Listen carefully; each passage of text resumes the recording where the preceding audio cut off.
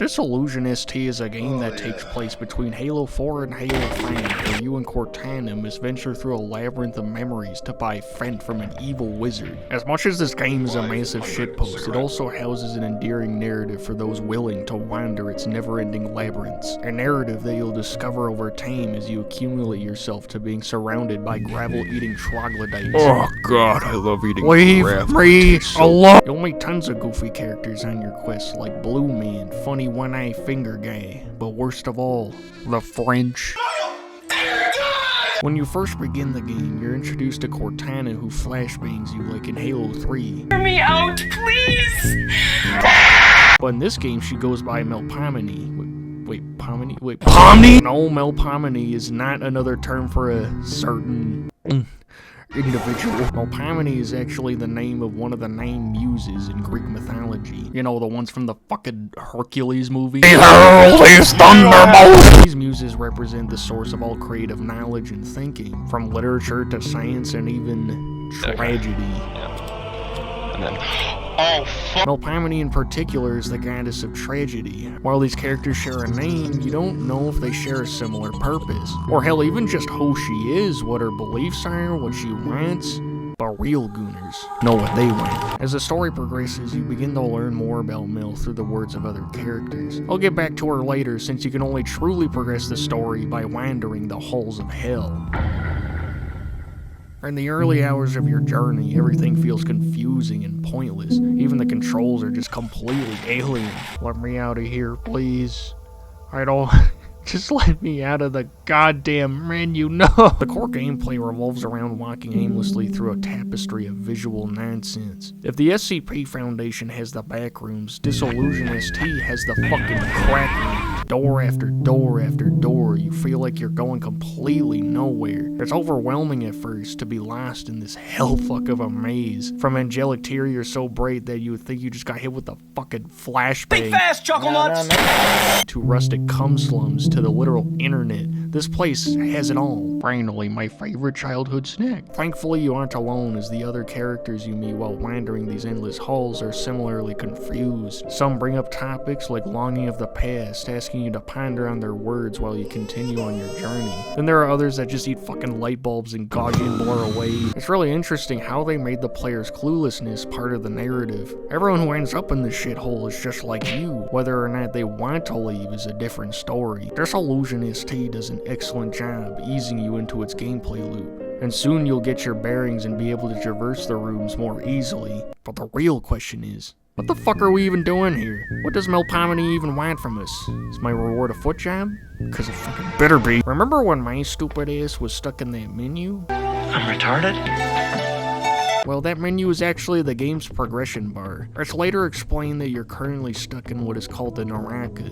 In Buddhist culture, the Naraka is the realm of suffering and torment. It's kind of like a hell, similar to Christian faith, however it's only a temporary stay. Souls are only punished to the extent of their sins, so if you're a Minecraft PvPer, you'll pretty much be here forever. The Naraka is only one of 6 realms connected to Samsara, the cycle of life, death, and rebirth. In Disillusion ST, the Naraka and Samsara are very similar to their real-world counterparts, designed to torment souls and make sure they repent for their sins before being reborn. However, here they're also stripped of their memories from their previous life, and the halls of the Naraka that you've been wandering up to this point have actually been past memories of these souls. As you progress, you learn that Melpomene wishes to break the cycle of Samsara, erecting a tower using items with positive memories attached to them in order to escape Naraka. Why she wants to do this is unclear, and as you speak with more characters, it seems as though a lot of them just fucking hate their guts. This drives a wedge between you and Melpomene and brings up some interesting questions. Is this truly a righteous quest or a selfish one? Why do people hate Melpomene? Is it safe to trust somebody that has allegedly wronged so many others? Everything from you. She seems fine to me up to this point, so are her words simply just manipulation? And while you try to find answers to these questions, throughout your travels you'll meet special characters that begin unique interactions. Each of these characters have their own story to tell, and as a reward for seeing their storylines play out, they'll give you an essential item for the tower. I kept that up my ass. Oh, I see. Oh. These stories can range from fucking hilarious to absolutely depressing. However, no matter the tone, each of these stories have many layers of depth to them that keep you invested over your playthrough. Not a single one of these storylines feel like filler, each of them serving a purpose for the greater narrative while tackling issues one may face in the real world. It feels personal this way, seeing a scenario play out that you may have experienced before but from a third-person perspective. It makes you feel for these characters in a way that other games don't, simply due to how real their problems are. At some point you'll have multiple storylines happening at once, and depending on who you've talked to, these storylines and characters can merge together, making the world feel that much more lively. Adam Sandler? What are you doing here? Waiting for them to play Elephant green screen effect. One thing I do have to point out is the game's heavy emphasis on religious views. You have biblical angels, Greek goddesses, a Buddhist hell, Japanese myth. Why does she look like one of them font covers?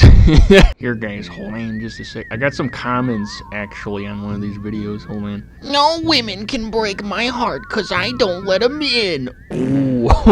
If I listened to this, I would dodge the enemy attack.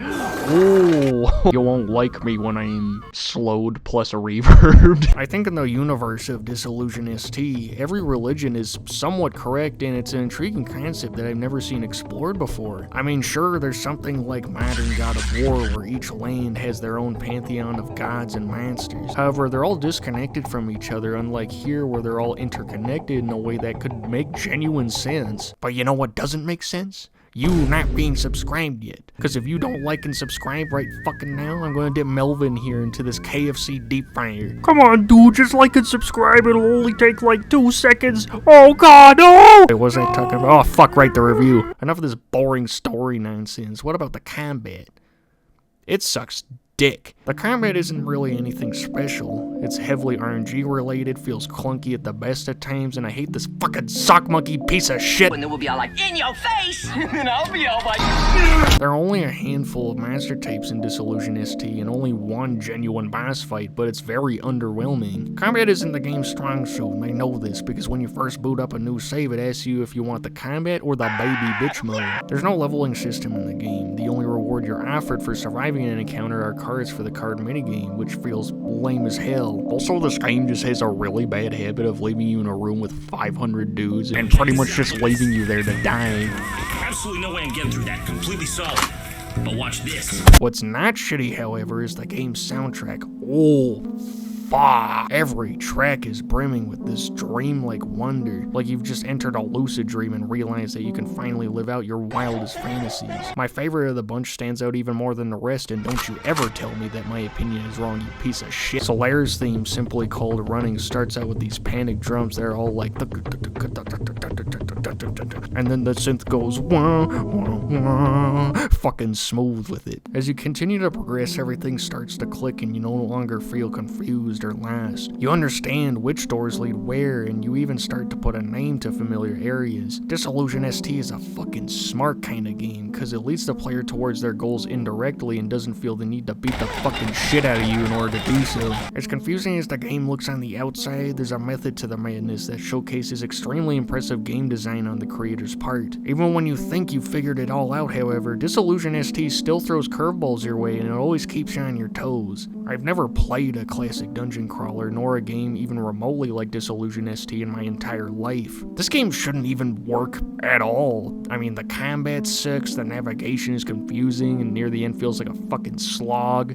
Anime women, all things I despise in a video game, and yet somehow in some crazy ass way, Disillusion ST takes these elements and turns them into something truly special. If I, someone who hates these things in other games, and telling you to buy this, then you know it's a good ass game. At the end of my journey, I felt emotional, something no game has gotten out of me in a very long time. After all you've been through and seen, the ending feels fulfilling, yet you're still left wanting more.